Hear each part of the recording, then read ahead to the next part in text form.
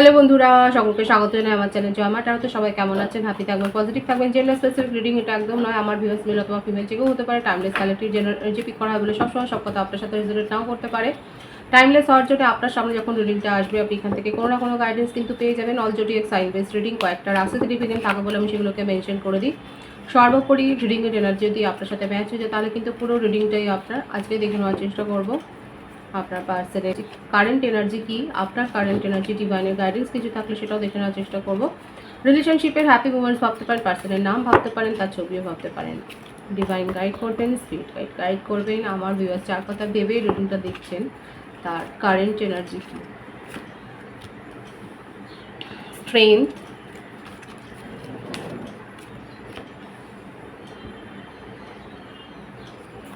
Seven of swords. আচ্ছা, এই জন্যই স্ট্রেংথ গেইন করছেন আপনার পার্টনার। সিংহ রাশি, মিথুন, তুলা, কুম্ভ। যে ম্যানিপুলেশনটা করেছেন, যে চিটিংটা করেছেন, সেইটা আপনাকে কোন মুখে সেটা জাস্টিফাই করবেন সেই জন্যে নিজের মনের মধ্যে মানে আপনাকে খুব ভয় পায়।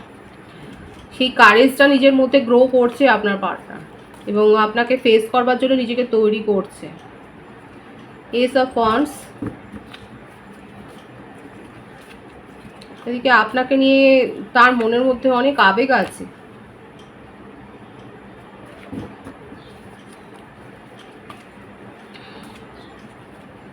কিং অফ ওয়ান্ডস, মেষিংহ, ধনু, পেজ অফ ওয়ান্ডস। এখানে যেটা দেখা যাচ্ছে না, যে আপনি যার জন্য ড্রিমটা দেখুন না কেন, তার মনের মধ্যে আপনাকে নিয়ে খুব প্যাশন আছে এবং তার চারপাশে এমন কেউ রয়েছে এবং আপনাদের সম্পর্কটা সম্বন্ধে জানে। সে হতে পারে থার্ড পার্টি, হয়তো আপনাদের সম্বন্ধে জানে, কিংবা আপনার সাথে সম্পর্কে আসার পর তার জীবনে এমন কারোর উপস্থিতি তৈরি হয়েছে যে আপনাকে পছন্দ করছে না এবং যার জন্য সে হয়তো অনেক কিছু করেওছে। হয়তো এখানে দেখা যাচ্ছে হতে পারে যে কোনো স্পেল ওয়ার্কটা আপনাকে তার জীবন থেকে সরিয়ে দেওয়ার জন্য হয়তো উনি করেছেন এবং দেখা যাচ্ছে যে থার্ড পার্টির ইন্টারেস্টটাই এখানে বেশি। এখানে সেই উপস্থিতিটা দেখা যাচ্ছে আপনার পার্টনারকে অনেক কিছু বুঝিয়েছে। সেই থার্ড পার্টি কিন্তু তার বন্ধু বান্ধবও হতে পারে, কোনো ফ্যামিলি মেম্বার্সও হতে পারে, এমনকি হতে পারে কোনো রোমান্টিক কানেকশন হওয়ার সম্ভাবনাই বেশি, কারণ ওনার চিটিংয়ের এনার্জি রয়েছে। এবার এটা যেটা দেখা যাচ্ছে যে উনি কিন্তু যেটাই হোক, দেখুন যাই করুন না কেন, যদি ইন্টেনশন যদি অসৎ থাকে না, যদি ইলিগাল ইন্টেনশন নিয়ে কেউ যদি কিছু করে, সেই ইম্প্যাক্ট কিন্তু বেশি দিন থাকে না, প্রভাব থাকে না। এই রিডিংয়ে কিন্তু সেটাই দেখা যাচ্ছে। থার্ড পার্টি যদি ওনার জীবন থেকে আপনাকে সরিয়ে দেওয়ার জন্যও কিছু করে থাকে, দেখা যাচ্ছে সেই ইম্প্যাক্টটা তার উপর কিন্তু বেশি দিন ছিল না, কারণ উনি কিন্তু নিজের ভয় মানে আপনাকে ফেস করবার জন্য ওনার মধ্যে যে ভয় সৃষ্টি হয়েছে, উনি সব কথা কিন্তু আপনাকে ক্ল্যারিটি দিয়ে বলতে চান। উনি কিন্তু আপনাকে ফেস করার জন্য নিজেকে এখন তৈরি করছে। এই যে S of wands, page of wands, এটা মানে দেখাই যাচ্ছে যে আপনাকে নিয়ে ভীষণ তার মনের মধ্যে ক্রেভিং, ড্রেডিং করে যাচ্ছে। এমনকি যে তাকে বিষিয়েছিল তার মন, তার কথাও এখন শুনছেন না, তার দিকেও এখন উনি রেগে রয়েছেন। এখানে দেখা যাচ্ছে যে উনি কিন্তু এখন নিজে সব কিছু অ্যাকশান নিতে চান, নিজের ওপর বিশ্বাস রাখতে চান এবং নিজে কিন্তু সব কিছু সিদ্ধান্ত নিতে চান। The empress. Third party situation তো ছিল, ম্যারিড পার্সনও হতে পারে, এটা এক্সট্রা ম্যারিটাল অ্যাফেয়ারও হতে পারে।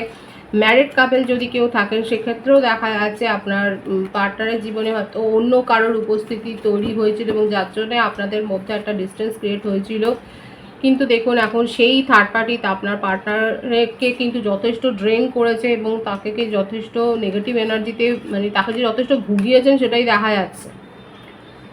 সেই থার্ড পার্টি দেখা যাচ্ছে তাকে যথেষ্ট ভুগিয়েছে। এখন কি হলো দেখুন, সব কিছু ছেড়ে দিয়ে এখন আপনার দিকেই উনি এগিয়ে আসছে, কারণ ওনার মনে হচ্ছে যে আপনি ছাড়া তাকে কেউ ভালো করে বোঝে না, আপনি তাকে সাহায্য করতে পারবেন এবং ওনার এই দুঃসময়ে আপনি তার আপন একমাত্র। কিন্তু আপনি কিভাবে তাকে নেবেন, কি করে তার কথা শুনবেন, আদৌ তার কথা শুনবেন কি না, অনেক প্রশ্ন তার মনের মধ্যে কিন্তু তৈরি হচ্ছে। দেখুন এটা সোলমেট কানেকশান দেখাই যাচ্ছে। আপনারা হয়তো এটা লাভ ম্যারেজ আপনাদের হয়তো হয়েছে, যারা বিবাহিত ম্যারিড কাপেল সেক্ষেত্রে বলবো হয়তো আপনাদের হয়তো লাভ ম্যারেজ এটা, এবং দেখা যাচ্ছে যে দীর্ঘদিনের একটা সম্পর্ক কিন্তু রয়েছে, সোল কানেকশানে আপনারা রয়েছেন সেটা কিন্তু দেখা যাচ্ছে। প্রত্যেকটা রাশির জন্যই কিন্তু রিডিং আমি আবারও বলে দিচ্ছি, পেজ অফ পেন্টিকালস প্রত্যেকটা রাশি এসে গেছে। এখানে বার্থডেটটা বলে দিচ্ছি 3, 8, 12, 21, 30, 26, 17, 10, 28, 19, 1, 7, 25, 16, 9, 18, 27, 24, 15 এই নাম্বারগুলো কিন্তু বেশি দেখা যাচ্ছে। ভাইস ভার্সা হতে পারে, এটা আপনাদেরও হতে পারে। এখানে কিন্তু 111 এর ভাইবস এসছে।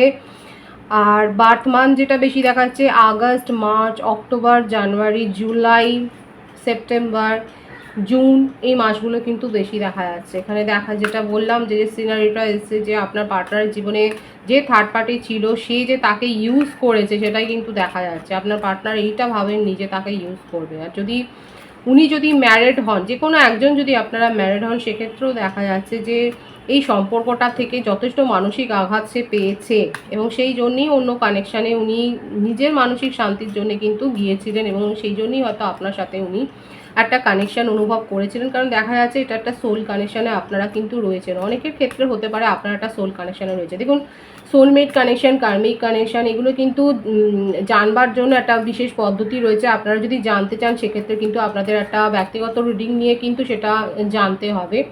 এরকমভাবে এটা একটা কালেকটিভ এনার্জিতে আমরা বলি, সেক্ষেত্রে কিন্তু বিচার করবেন না। এটা একটা কালেকটিভ এনার্জি এবং যতখানি আপনাদের সাথে রেজোনেট করে ততটাই আপনারা নেবেন। যদি আপনার মনে হয় যে এরপরে রেজোনেট করছেন না, তাহলে কিন্তু দেখবেন না।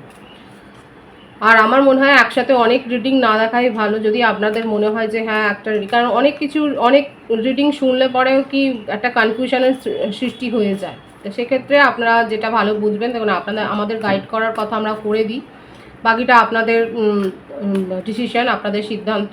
তো এখানে যেটা দেখা যাচ্ছে আপনার পার্টনার কিন্তু আপনাকে নিয়ে যথেষ্ট ক্রেভিং করছেন এবং উনি কিন্তু আপনাকে ছাড়া ভালো নেই। ওনার মনে হচ্ছে যে যার সাথেই উনি যে রিলেশনশিপে উনি জড়াক না কেন এবং যার কথাতেই, বিশেষ করে অনেকের ক্ষেত্রে কালেকটিভ এনার্জি দেখা যায় অন্যের কোনো কথাতে এই সম্পর্কটা যথেষ্ট হ্যাম্পার হয়েছে। এখানে স্পেল ওয়ার্কেরও একটা ব্যাপার দেখা যাচ্ছে, কিন্তু যেটাই হোক না কেন আলটিমেট কিন্তু আপনার পার্টনার সত্যিটা বুঝতে পেরে আপনার কাছে কিন্তু ফিরে আসতে চাইছেন এবং এটাই বুঝতে পারছেন না কি করে আপনার সামনে এসে দাঁড়াবেন এবং আদৌ আপনি তাকে মেনে নেবেন কিনা, সেই কনফিউশনে কিন্তু উনি ভুগছেন। কিন্তু যেটা ট্রু ফিলিংসে দেখা যাচ্ছে, কারেন্ট এনার্জিতে যেটা দেখা যাচ্ছে যে উনি কিন্তু আপনাকে নিয়ে ভীষণভাবে ভাবছেন এবং আপনার সাথে কিন্তু একটা কমিউনিকেশনে পজিটিভলি আসতে চান। অন্তত এই কথাটা উনি বলতে চান যে কি ঘটেছে তার জীবনে এবং আপনার কাছ থেকে কিছু শুনতে চাইছেন। এটাই কিন্তু দেখা যাচ্ছে এখানে। আপনার কারেন্ট এনার্জি দেখব, দ্য ডেভিল, দ্য সান।